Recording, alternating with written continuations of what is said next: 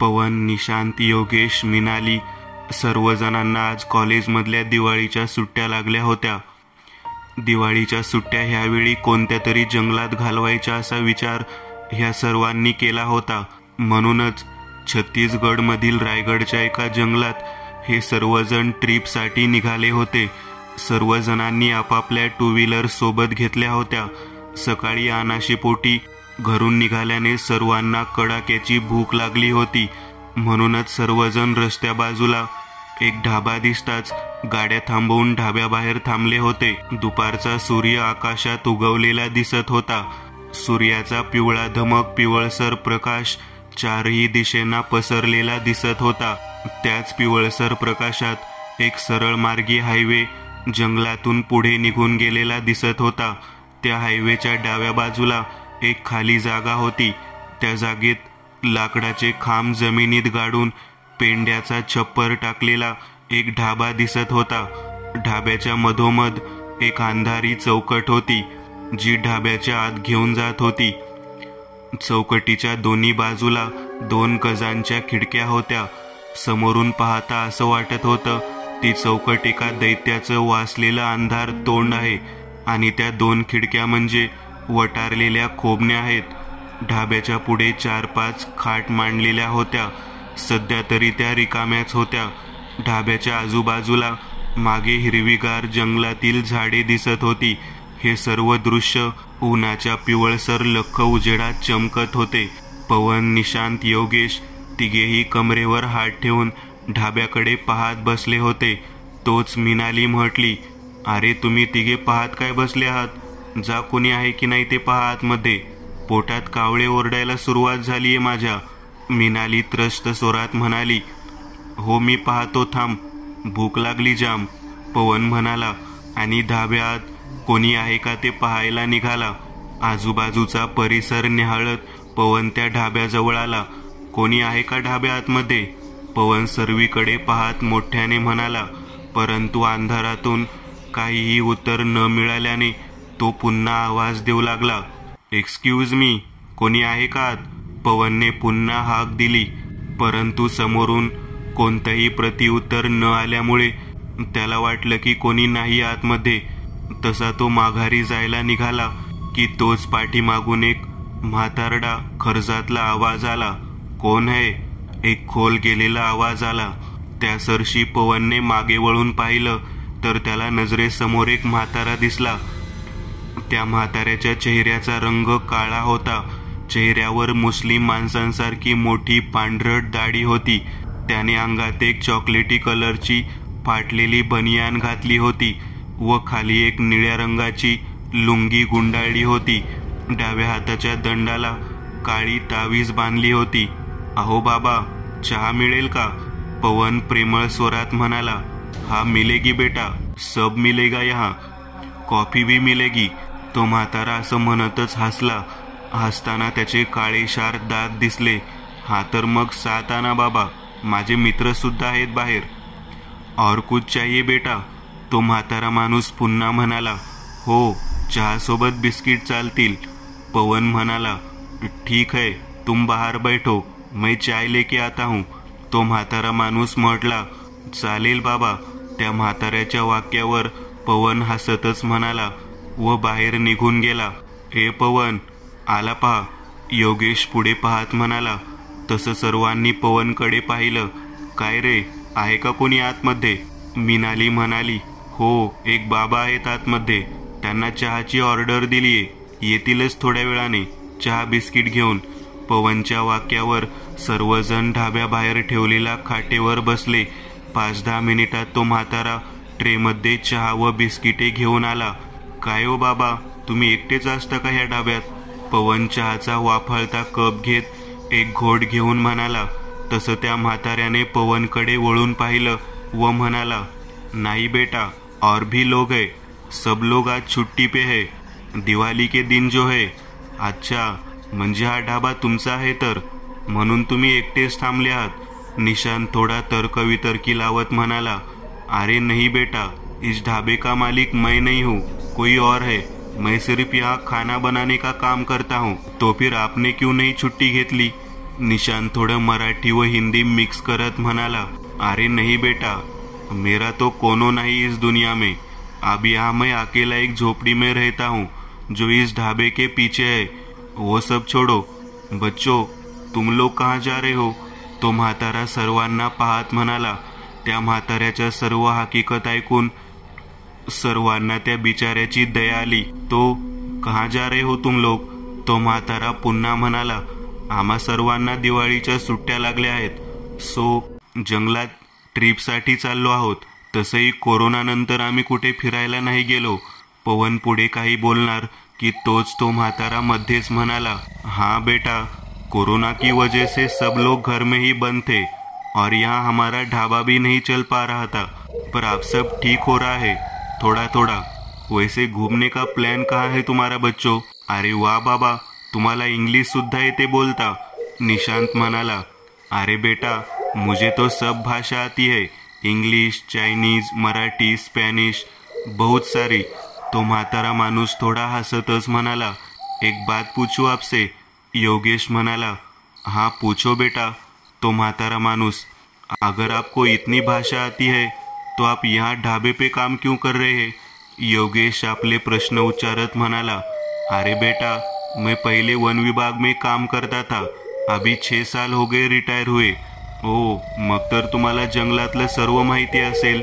निशांत थोडा उत्सुक होतच म्हणाला, हाँ बेटा, वो तो है। तो म्हातारा म्हणाला, आम्ही सुद्धा ट्रिपसाठी जंगलात चाललोय, तुम्ही येणार का आमच्या बरोबर?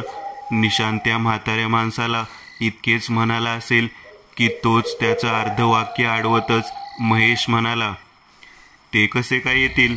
त्यांना ढाबा नको का सांभाळायला? हो, ते पण बरोबरच आहे तुझं। निशांतने एक वेळ त्या म्हाताऱ्या माणसाकडे पाहिलं। जंगल हे नाव ऐकून त्या म्हाताऱ्या माणसाच्या चेहऱ्याचा जणू रंगच उडाला होता। डोळे मोठे झाले होते, छाती जोरजोरात खालीवर होऊ लागली होती, श्वास वाढू लागले होते आणि त्यातच ते आपल्या आठवणीत हरवून गेले। भूतकाळ, जंगल, रात्री 10:30। तो म्हातारा रिटायर झाल्यानंतर 2 वर्षांनी आपल्या फॅमिली बरोबर अशाच एका दिवशी त्या जंगलात ट्रिपसाठी गेला होता। त्याच्या कुटुंबात एक मुलगा नाव ऋतिक, सून शिवन्या, 2 नातवंड असा सुखी परिवार होता। ऋतिकची आई या जगात नव्हती। ऋतिक हा मोठ्या कंपनीत मोठ्या पदावर काम करत होता। मुलाचं लव्ह मॅरेज होतं। सून सुद्धा स्वभावाने चांगली होती। एकंदरीत सुखी कुटुंब होतं। पण नियतीचा खेळ हा वेगळाच असतो, हो की नाही मित्र हो? पुढे काय होईल कोणीच सांगू शकत नाही। वेळ काळ कधीही पलटू शकतो, आज आहे उद्या नाही। जंगल विभाग असल्यामुळे आजूबाजूचा पूर्ण परिसर झाडांनी व्यापून गेला होता। थंडीचा महिना असल्याने पूर्ण जंगल परिसर धुक्याने गिळून टाकला होता। दूर दूरचं काही एक दिसत नव्हतं। रात्रही खूप झाली होती। रातकिड्यांची किरकिर, जंगलातल्या घुबडाचा काय तो आवाज ऐकू येत होता। रात्री 12, 2 पिवळ्या रंगाच्या टेंट समोर दिसून येत होते। टेंटमध्ये तो म्हातारा व त्याची 2 नातवंड झोपणार होती व दुसऱ्या टेंटमध्ये ते दोघे नवरा बायको। थोड्या वेळाने ती 2 लहान मुलं व तो म्हातारा माणूस झोपण्यासाठी निघून गेली। रोमॅन्टिक वातावरण होतं। अशा वातावरणात आपल्या जोडीदारासोबत वेळ घालवणं म्हणजे दुसरं स्वर्ग सुखच असतं, हो की नाही मित्रांनो? अशातच ती दोघं नवरा बायको टेंटपासून थोडं दूर पेटवलेल्या शेकोटीजवळच बसले होते। ऋतिकच्या अंगावर एक सफेद शर्ट, खाली एक काळ्या रंगाची पॅन्ट, पायात बूट होते। शिवन्याने एक लाल रंगाची साडी घातलेली, चेहऱ्यावर छानशी गोल्ड मेकअप केलेली। ऋतिक, तुमने मुझे कॉलेज में प्रपोज किया था ना? त्याच्या खांद्यावर डोकं ठेवतच ती म्हणाली। एक वेळ त्याच्या चेहऱ्याकडे पाहिलं, त्याचं लक्ष पुढे होतं। तो आपल्या हाताने काड्यांच्या लहान लहान तुकडे करत शेकोटीत टाकत होता। तो एवढंच म्हणाला, सिर्फ मुझे लगता है अब तुम मुझे पहले जैसा प्यार नहीं करते। ती थोडी खोटं रुसतच म्हणाली आणि रागातच टेंटमध्ये जायला निघाली की तोच पाठीमागून आवाज आला, आय लव्ह यू शिवन्या। तो एक पाय वाकवत प्रपोज करतात त्या स्टाईलने तिच्याकडे पाहत म्हणाला, आवाज कानावर पडताच तिच्या लाल लिपस्टिक लावलेल्या ओठांवर एक कट्टा स्माईल पसरली. हाय ती स्माईल यार मित्रांनो. तिने हळूच हसतच पाठीमागे वळून पाहिलं आणि त्याच्या जवळ जाऊन त्याच्या पुढे केलेल्या हातावर हळूच आपला हात ठेवला. तसे तो हळूच उभा राहिला व म्हणाला, मुझे मेरे 7 जन्म तक सिर्फ तुम्हारे जैसी ही बीवी चाहिए शिवन्या. ऋतिक तिच्या घाऱ्या डोळ्यात पाहत म्हणाला. ऋतिकच्याही डोळ्यात तिच्यासाठी खूप अथांग, समुद्राच्या न संपणाऱ्या शेवटच्या टोका इतकं प्रेम होतं. लव यू टू ऋतिक. मुझे भी 7 जन्म तक सिर्फ तुम्हारे जैसा ही हमसफर चाहिए. दोघांनी एकमेकांकडे प्रेमाने पाहिलं व एकमेकांना प्रेम भावनेने मिठी मारून घेतली की तोच अचानक झाडातून सुई सुई करत एक बाण हवेला चिरत आला आणि सपक आवाज करत ऋतिकच्या छातीत घुसला. ऋतिकच्या शरीराला झटका बसला जात एका झटक्यात ऋतिकचं धडधडणारं हृदय बाहेर आलं. रक्ताच्या चिळकांड्या उडाल्या. दोघांची मिठी सुटली आणि ऋतिक एका निर्जीव वस्तूप्रमाणे जमिनीवर मंद वेगाने खाली पडला. ऋतिकच्या तोंडातून लाल असं रक्त येऊ लागलं. शिवन्याला तर एक वेळ काय झालं काही कळलंच नाही. तिला खूप मोठा धक्का बसला होता. सर्व काही अगदी जलद गतीने घडलेलं. ऋतिक ऋतिक म्हणत ती त्याच्या जवळ जाऊ लागली. त्याच्या निपचित पडलेल्या देहाकडे पाहून तिने त्याची मान आपल्या मांडीवर ठेवली. ऋतिक तुम ठीक हो. डोळ्यातून अश्रू गाळत ती त्याला उठवू लागली, पण तो कोणताही प्रतिसाद देत नव्हता.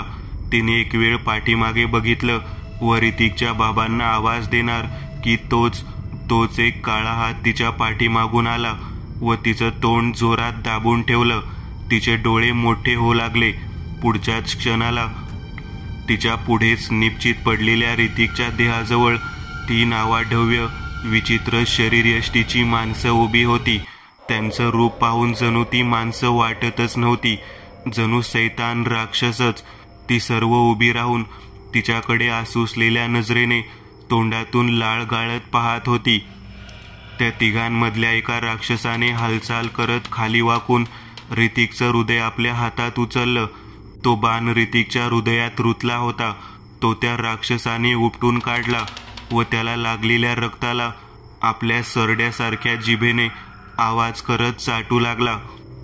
त्याने एक वेळ त्या धडधडणाऱ्या लाल रक्त लागलेल्या गुलाबी हृदयाकडे पाहिलं व आपल्या जिभल्या चाटतच तो मानवी हृदय दोन्ही धारधार नखशिंकात हातांनी उचलून घेत कचकच आवाज करत खाण्यास सुरुवात केली. पुढील हे किळसवाणं दृश्य पाहून शिवन्याला डोळ्यांपुढे अंधार दिसून येत भोवळच आली. ती तिथेच बेशुद्ध झाली गेली. ए हालकट, मला पण द्यायचं की थोडं, एक राक्षस शिवीगाळ करत म्हणाला. काय मस्त चव आहे रे खरंच. भरडा घोगरा आवाज त्या बिभत्स्यरूपी राक्षसाच्या मुखातून निघाला. तू खा की हिचा. तो राक्षस दैत्य शिवन्याकडे भलं मोठं बलाढ्य काळाकुट्ट हात दाखवत म्हणाला. 15-20 मिनिटानंतर शिवन्याने आपले डोळे अलगद उघडण्यास सुरुवात केली. ए ती बघ डोळे उघडते, त्यातलाच एक राक्षस म्हणाला. शिवन्याचे डोळे उघडताच तिचं लक्ष ऋतिकच्या निर्जीव पडलेल्या देहाकडे गेलं. एक हात जमिनीला टेकवत डोळ्यांतून अश्रू गाळत ऋतिक ऋतिक म्हणत ती त्याला आवाज देऊ लागली. पण तो तर कधीच मरण पावला होता. देहातून प्राण तर कधीच आपल्या पुढच्या प्रवासाला निघून गेला होता. तो आता कधीच उठणार नव्हता. तिची ही दयनीय अवस्था पाहता ते नराधम सर्वजण तिला पाहून हसू लागले, खिदळू लागले. कोणी माकडासारखं पोट खाजवत उड्या मारू लागलं. कोणी डोकं खाजवत पोट धरून हसू लागली. कोणी माकडासारखं उड्या मारत हसत होतं तर कोणी वेडेवाकडे हातवारे करत नाचत होतं. राक्षस होती ती, खुद्द सैतान होता की ज्याला ना कुठली दया भावना प्रेम ह्यातलं काही एक त्यांच्या अंगात नव्हतं. होती ती फक्त भूक, जी की माणसाच्या रक्तातून भागायची व आपल्या मालकाच्या म्हणण्यानुसार वागायचं. झालं का तुमचं पुन्हा सुरू. एक करडा घोगरा खोल खर्जातला आवाज पाठीमागून आला. तसं त्या सर्व राक्षसांनी आवाज आलेल्या दिशेने पाहिलं. एक काळा कोट घालून एक इसम पुढे चालत येत होता. त्याच्या हातावर एक राक्षसाच्या बेफोमेट मूर्तीचा टॅटू होता. त्याचा चेहरा मात्र दिसत नव्हता, कारण त्याने काळी गोल आकाराची टोपी घातली होती. सैतानाचे उपासक घालतात तसे त्याचे वस्त्र होते. मान खाली घालूनच तो इकडे येत होता. किती वेळ सांगितलं आहे तुम्हाला की शिकार भेटल्यावर लगेच खेळ संपवायचा म्हणून, आणि तुम्ही मूर्ख खेळत बसला आहात. तो इसम रागातच सर्वांकडे पाहत घोगऱ्या आवाजात म्हणाला. त्या सर्व राक्षसांनी आपापली नजर खाली केली होती. कुणाची हिंमत होत नव्हती आपल्या मालकाशी उलट बोलायची किंवा नजर भिडवायची. मायबापाशी तोंड वर करून बोलायची. मार हिला, राका. तो इसम एका राक्षसाला म्हणाला, ज्याचं नाव राका होता. एक राक्षस पुढे आला, ज्याच्या हातात एक मोठी चेन होती. जी हुकूम. घोगऱ्या आवाजात बलाढ्य हिडीसपणाचं देह असलेला राका पुढे शिवण्याकडे यमासारखा चालत जाऊ लागला. राकाने एक वेळ शिवण्याकडे खुनशी छन्नी हास्य देत पाहिलं आणि त्याने हलकेच हाताने मशीन चालू करण्यासाठी स्टार्टर दोरी ओढली. पहिल्या फेरी तर मशीन चालू नाही झाली. दुसऱ्या फेरीसाठी सुद्धा त्या राकाने तसाच प्रयत्न केला, पण मशीन चालू नाही झाली. तिसऱ्या वेळेस मात्र मशीन खरखर मोठा आवाज देत चालू झाली. पात जणू रक्तासाठी आसुसली गेली, तहानली गेली. खरखर करत पात फिरू लागली. राकाने मशीन हळूच शिवण्याच्या मानेजवळ न्यायला सुरुवात केली. अचानक सर्व काही 25च्या वेळाने घडू लागलं. घड्याळाचे काटे जणू थांबले गेले होते. सर्व काही घड्याळाचे काटे जणू थांबले गेले होते. सर्व काही एकदम स्लो मोशनमध्ये चालू आहे की काय असं वाटू लागलं. ती मशीन शिवण्याचं शिर धडावेगळं करणारच होती की तोच अचानक ठन असा मोठा आवाज करत एक गोळी हवेला चिरत आली आणि त्या सैतान रूपी राकाच्या हाताला येऊन लागली. वार इतका अफाट होता की शरीरास गोळीचा स्पर्श होता. विचित्रच ओरडत विवळत तो राका 5-6 फूट मागे उडाला. हातातील मशीन बाजूला पडली. त्याच्या गोळी लागलेल्या जखमेतून हिरवं असं रक्त बाहेर पडू लागलं, जे रात्रीच्या अंधारात चमकत होतं. क्षणभर कोणाला काय झालं काहीच समजलं नाही. सर्वांनी आवाज आलेल्या दिशेला पाहिलं तर त्यांना एक इसम दिसला. त्याच्या हातात एक स्नायपर बंदूक होती. त्यानेच नेम धरत राकाला गोळी मारली होती. अजून सुद्धा तो इसम त्याच पोझिशनमध्ये एक डोळा बंद करत बंदुकीने नेम धरून उभा होता. शिवण्याने सुद्धा एक वेळ त्या इसमाकडे पाहिलं. तिला त्या इसमाला पाहून आपण सुखरूप असल्याचा आनंद झाला आणि तिच्या तोंडून आपुलकीचे काही शब्द बाहेर पडले. पापा, शिवण्या पुढे पाहत म्हणाली. तो इसम दुसरा कोणी नसून ऋतिकचे वडील होते. ए म्हाताऱ्या, निघून जा इथून, नाहीतरी माझी सैतानाची फौज तुझे अक्षरशः तुकडे करून खातील. तुझ्या रक्ताचा एक बूंद पण या जमिनीवर पडून देणार नाहीत. त्या राक्षसांचा मालक, सैतानाचा पुजारी आपल्या करड्या खोल खर्जातल्या आवाजात ऋतिकच्या वडिलांना दात ओठ खात धमकी देत होता. अबे सैतान, मैं कोई डरने वालों में से नहीं हूँ. तेरे जैसे बहुत देखे मैंने भी अपनी जवानी में. ऋतिकचे वडील त्या राक्षसांच्या मालकाशी म्हणाले. तसे तो सैतानाचा उपासक क्रोधित झाला. तू म्हाताऱ्या थेरड्या असा नाही समजणार, तुझा काटा काढायलाच लागल. तो राक्षसांचा मालक ऋतिकच्या वडिलांकडे खुनशी नजरेने पाहत म्हणाला. तसे ऋतिकच्या वडिलांनी आपल्या बंदुकीची पकड आपल्या हाताने घट्ट केली. जणू वार होणार आहे पुढे हे त्यांना चाहुलीने समजलं होतं. भनक लागली होती. संपून टाक या थेरड्याला, एक रक्ताचा थेंबही खाली पडू देऊ नकोस, जा. त्या सैतानी पुजाऱ्याने आपल्या एका पाळलेल्या राक्षसाला हुकूम सोडला की तोच हातात सुरा व अंगात एक चेप जॅकेट घातलेला एक शरीरयष्टीने लुकडा असा राक्षस, ज्याचं नाव सामा होतं, तो धावतच आपल्या मालकाच्या हुकुमावरून ऋतिकच्या वडिलांच्या तोंडावाटे गरजत घास घेण्यासाठी वेगाने धावत निघाला की तोच प्रसंगावधान अगोदरच पोझिशन घेतलेल्या ऋतिकच्या वडिलांनी एक डोळा झटकन बंद केला व धावत आलेल्या राक्षसरूपी सामाच्या डोक्याच्या मध्यभागी नेम धरला. आणि पुन्हा एकदा वेळ 25 ने घडू लागली. ऋतिकच्या वडिलांनी स्नायपर रायफलचा खटका ओढला आणि गोळी झाडली.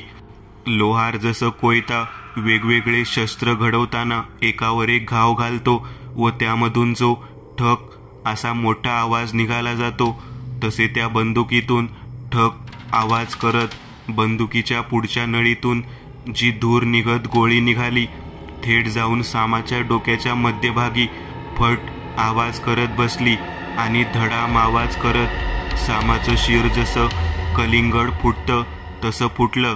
डोक्याचा पार अक्षरशः भुगा झाला. जमीन हिरव्या रंगाने माखून निघाली.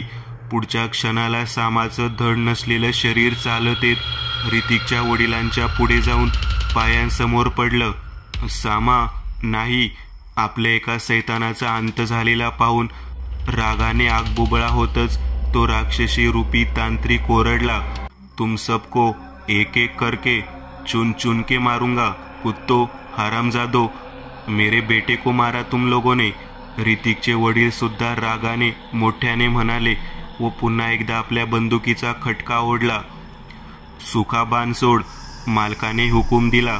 तसे हातात धनुष्यबाण घेतलेल्या त्या सुखा नामक राक्षसाने बाण लावाय नेम धरत क्षणात बाण सोडला. हवेला चिरत तो बाण ऋतिकच्या वडिलांच्या दिशेने निघाला. ऋतिकच्या वडिलांनी सुद्धा वन विभागात मैदान गाजवलेलं. त्यांनी अगदी शिताफीने एक जम घेत स्वतःला वाचवलं. तसे समोरून आलेला तो बाण मागे झाडाला बसला. प्रथम वार चुकताच सुखा राक्षस पुन्हा बाण सोडणार होता की तोच शिवण्याने जागेवरून उठत समोर असलेल्या शेकोटीतलं एक पेटता लाकूड उचलत वेगात हवेत निखारे उडाले जात सुखाच्या डोक्यात घातला. विशिष्ट आवाज करत सुखा राक्षस ओरडू लागला.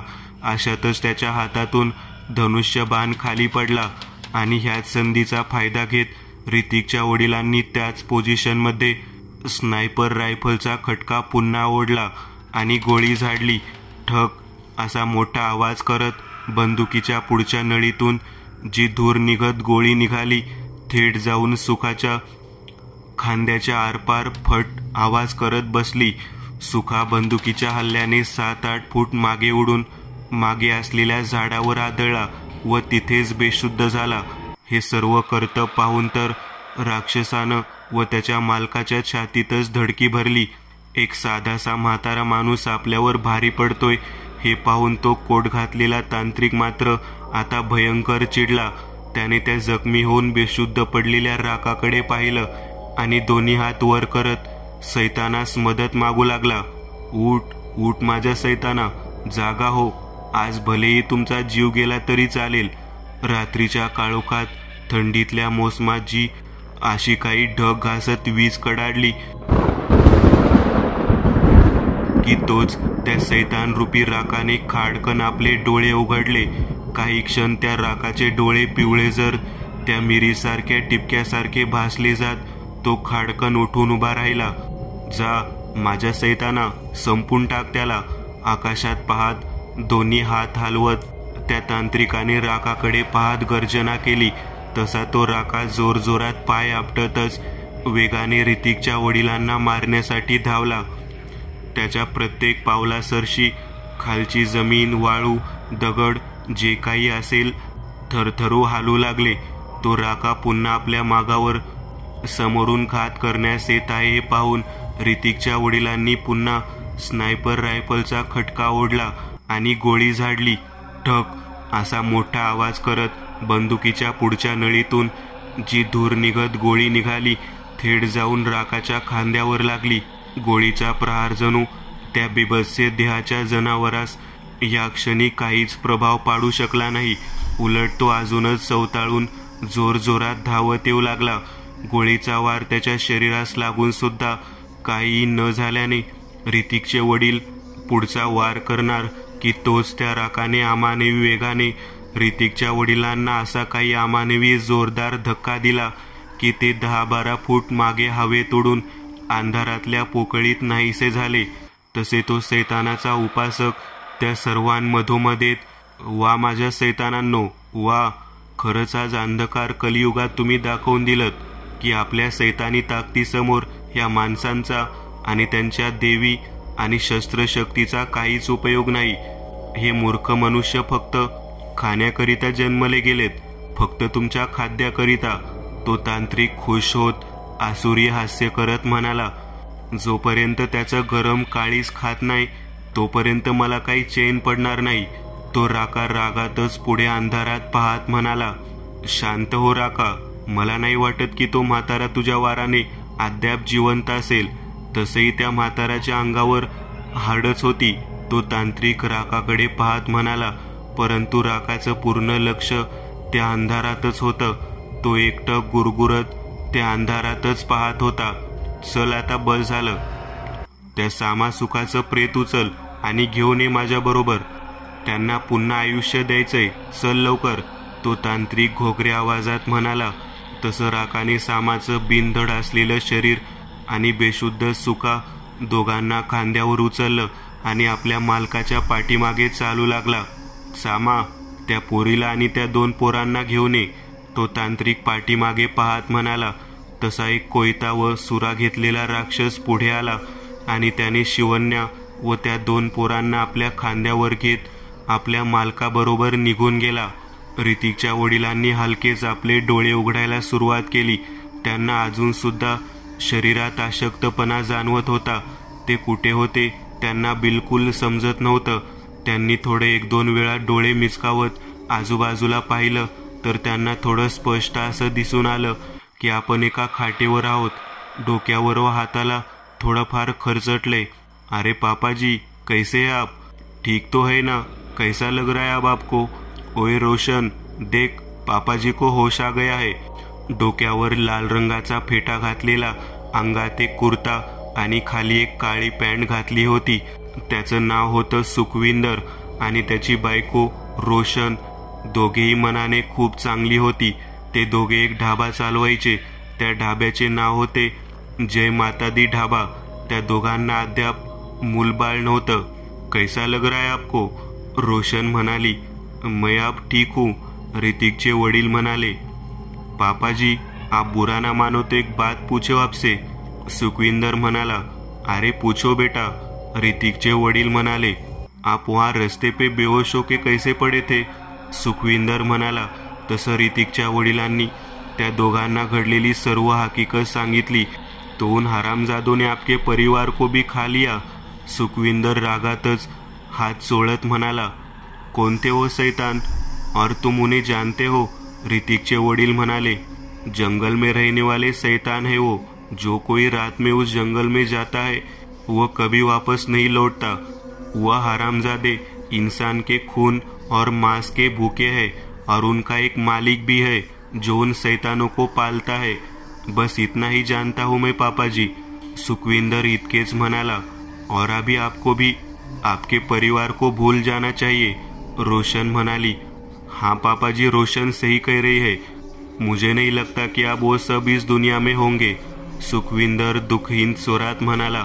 तसे एक वेळ ऋतिकच्या वडिलांनाही त्या दोघांचं बोलणं पटलं गेलं. एक वेळ त्यांच्या डोळ्यासमोर त्यांच्या आपल्या मुलाचं व मुलीसारख्या सुनेचा आणि 2 लाडक्या नातवंडांचा विचार आला व त्यांच्या डोळ्यात अश्रू जमा होऊ लागले. वेळ काळ सर्व जसं सरता सरता निघून जाऊ लागले तसं ऋतिकचे वडील सुद्धा या घटना हळूहळू विसरून गेले व आपलं पुढचं जीवन एकाकी जगू लागले. व त्या ढाब्याचा मालक सुखविंदर होता. त्याने बाबांना आपल्या ढाब्यावर कामाला ठेवून घेतलं. वर्तमान काळ. बाबा, ओ बाबा, कुठे हरवला तुम्ही? मिनाली त्या बाबांना हाका मारत म्हटली. तसे ऋतिकचे वडील त्यांची तंद्री भंग पावली जात ते भानावर आले. बेटा, आप सब उस जंगल में मत जाओ. बेटा, मेरी बात मानो तुम लोग. अभी इसी वक्त घर लौट जाओ. ऋतिकचे वडील घाबरतच कावरे बावरे होत म्हणाले. काय, असं का बोलताय तुम्ही? असं काय आहे त्या जंगलात? Any problem? मिनाली म्हणाली, जी की एकटीच आता त्या ऋतिकच्या वडिलांसमोर उभी होती. तिचे बाकीचे मित्र चहा पिऊन गाडीच्या दिशेने निघून गेले होते. हा बेटा, उस जंगल में शैतान रहते हैं, शैतान. ऋतिकचे वडील डोळे विस्फारत म्हणाले. ओ कम ऑन, कोणत्या युगात राहताय तुम्ही? मी नाही मानत ह्या असल्या गोष्टी. मिनाली आपल्या भावना व्यक्त करत म्हणाली. तसंही मिनाली एक मॉडर्न तरुणी होती. तिचा ह्या असल्या भाकड गोष्टींवर बिलकुल विश्वास नव्हता. रुको, मैं अभी उन बच्चों से बात करता हूँ, असं म्हणतच ऋतिकचे वडील गाडीकडे जाऊ लागले की तोच, ओ चाचा, चाय मिलेगी क्या? एक अनोळखी इसम तिथे अवतरत म्हणाला. तसं ऋतिकच्या वडिलांनी मागे वळून पाहिलं व त्या इसमाशी बोलू लागले. इकडे मिनालीच्या मनात विचार येऊ लागले की काय वेडा माणूस आहे, वय झालेत म्हणून बोलत असेल असं, आणि ह्याच्यामुळे आमचा ट्रिप प्लॅन सुद्धा कॅन्सल होऊ शकतो. काहीतरी करावं लागेल. आयडिया, म्हणतच मिनालीने एक टिचकी वाजवली. अहो बाबा, मी सांगते माझ्या मित्रांना समजावून, आणि आम्ही सर्व परत घरी जायला निघतो. तुम्ही त्यांना चहा द्या. मिनाली मुद्दामून हे सर्व म्हणाली. समजदार हो तुम बेटी, जाओ और तुम्हारे दोस्तों को बताओ, ऋतिकचे वडील म्हणाले. तशी मिनाली गाडीकडे जायला निघाली. सुटलो एकदाची, काय वेडा माणूस होता, मिनाली स्वतःशीच म्हणाली. गाडीजवळ येताच दार उघडून मिनाली आपल्या सीटवर जाऊन बसली व ते बाबा म्हणजेच ऋतिकचे वडील काय बोलत होते ते तिने आपल्या मित्रांना बिलकुल सांगितलं नाही. दुसऱ्या दिवशी मुंबई टाइम्सच्या पेपरमध्ये प्रथम पानावर 3 मुलं व 1 मुलगी असा 4 मुलांचा फोटो छापून आला होता व हेडलाईन होती, छत्तीसगडच्या जंगलात 4 मुलं गुमशुदा. व त्या हेडलाईन्सच्या खाली पवन, निशांत, योगेश, मिनाली चौघांचे फोटो होते.